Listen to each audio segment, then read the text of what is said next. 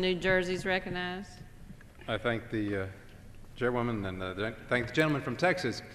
You know, the American public has spoken. They are opposed to more taxpayer-funded bailouts. They are opposed to more loss of jobs in this country. And they are opposed to bigger and larger and more expensive government. The American public has spoken.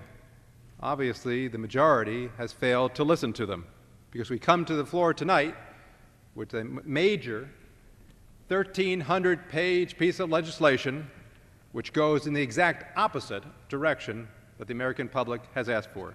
The bill before us has in it taxpayer-funded bailouts. The bill before us has in it the loss of additional millions of jobs. And of course, with the 1,300 pages that we see here before us, the bill before us has in it an expansive growth of the federal government and costs that we have never seen the likes of which during our 200-plus history. Now, you know, at the beginning of this 2 or 3 hour debate that we've had here on the floor, the chairman of the committee began his remarks by saying that we will be hearing fantasy tonight. And then he proceeded to give us some of that fantasy. For much of what we've heard from the other side of the aisle is fantasy, whether it's describing their legislation that we're about to vote on later tomorrow, or whether describing legislation that we have offered as an alternative to it. You know, I've heard the chairman say there is nothing in this bill, in the Republicans' alternative, dealing with 13C and the Federal Reserve powers. Yes, the chairman just has never taken a look at the Republican substitute. I will. Exact opposite of what I said. He's quoting another member. I said, in fact, that on 13.3 our bills are very similar. So the gentleman has just put words in my mouth, the exact opposite of what I said. I said, it was another member who talked about 13.3. I talked about the similarity of our approach as you had offered it in committee and ours on 13.3. I remember in committee that we had similarity, but I remember, because I wrote it down, that there was nothing in our bill with regard to this. Likewise, another member said that, yes. I thought I heard it from you, just as I thought I heard from you saying that there's nothing in our bill with regard to executive compensation. And I know that we do have language in our bill, which also was discussed in committee, with regard to executive compensation. So at least on that area, I know I heard this from the chairman, and it is in our bill. I thought I heard the chairman say that there's nothing in here with regard to federal powers. Regardless if it's just one issue or two, I would just ask the chairman to refer back to my earlier comments. The reason we're concerned with the extensive nature of the largeness of the bill is because when it gets so large, of 1,300 pages, your side of the aisle is not familiar with what's in your bill, and even our bill, which pales by comparison by size, you fail to know exactly what's in ours as well.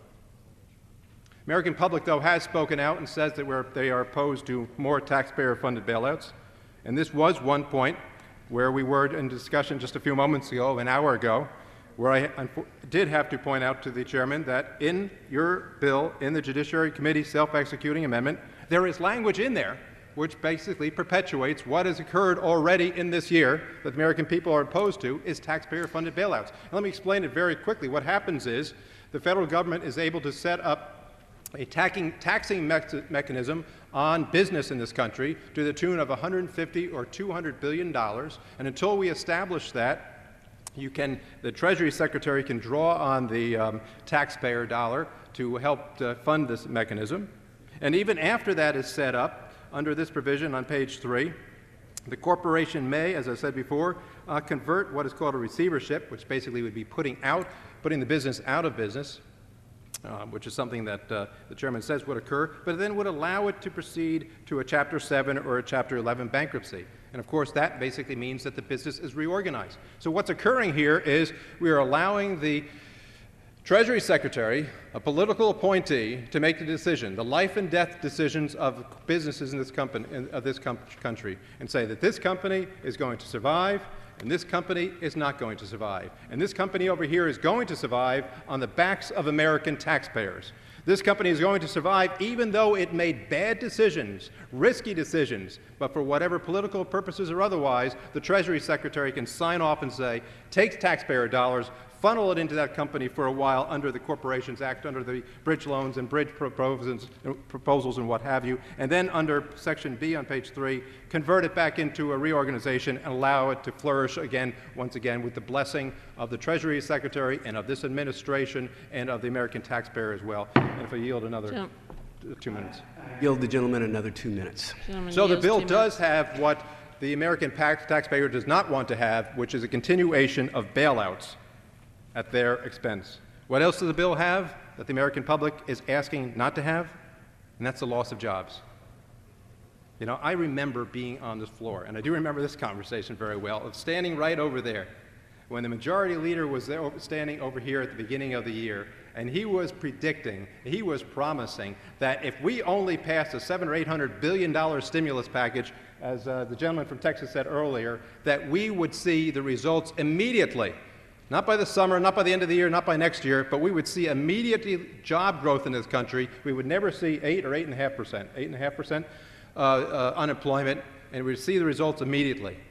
Well, that tune changed when the unemployment went up to 8, then 8.5%, then 9, then 9.5%, then 10, then 10.2%, and then all of a sudden their tune changed and say, well, we won't see it immediately, we'll see it sometime next year. And now, of course, we're coming to the floor by the majority leader saying that we'll see job growth sometime next year, but we just need another stimulus package, however many dollars from the American taxpayer pockets that's going to cost, I'm not sure. Sure. We're seeing immediately, and that is an additional 3.6 million of our countrymen lost their jobs under this program. I yield back to the gentleman. Well, thank you. Actually, you're right. We saw two things immediately. We saw the loss of 3.5 million jobs during that period of time, and of course we saw more borrowing from the American taxpayer, and actually from overseas, China and elsewhere, to the tune of $700, $800 billion. So those are the predictions, those are the promises there. What do we see in this bill? Well, we see in this bill the creation of a number of entities, a number of pieces in this bill that will result in even losses of greater number of jobs. Just like we saw the studies showing that if we ever pass cap and trade, you'll be seeing millions of jobs lost there. Just as we saw the documentation coming out with the health care bill, they would say we would lose millions of jobs because of that. Here, too, studies have been looked at the CFPA and said that provision alone will raise the interest rates for businesses, and I ask for another 2 minutes. I yield the gentleman an additional 2 minutes. Gentleman yields an additional 2 minutes. I thank you, and then I'll close on this. That provision alone will raise interest rates between 1.4 or 1.6, but say at 1.5 percentage points. That means that businesses and individuals trying to get loans will see your loans go from 6% up to 7.5%. That will mean less jobs today and in the future. How many jobs? Well, I've seen, as one study points out, roughly over 1 million jobs under that provision alone. Where else will we be losing jobs? We'll be losing jobs due to this whole bailout proposal in this bill. If you put a tax on anything, you're meaning that those businesses can't spend the money here when they have to send it over to the government to be stored over here for some other purposes. So if we're going to ask businesses to spend $150, $200 billion on this new bailout tax, well, some studies have looked at that and said, well, that will result in higher costs for those businesses naturally, less ability for them to invest. If they can't invest it in new plants, materials, and employees, they'll be putting it over here. The numbers there we've seen around is around 450 some odd thousand less jobs because of that provision. You're talking between those two provisions alone in the over millions range of jobs not being created or lost because of this legislation. So I'll leave to later on the last point, which is that this bill obviously also creates bigger government, more expansive growth of government, more expansive takeover of the private sector and private individuals' lives as well, their decision-making lives, as Ranking Member Baucus made at the very beginning comments. All things the American taxpayer has spoken out against. The American taxpayer has spoken out taxpayer-funded bailouts. They said we want less job destruction, and we want less and bigger government. This bill gives us taxpayer-funded bailouts. This bill gives us destruction of more jobs, and this bill gives us a bigger government. All things the American public has opposed to, and that's why I come to the floor tonight and oppose this piece of legislation. And with that, I yield back. Gentleman yields back. Gentleman from Massachusetts.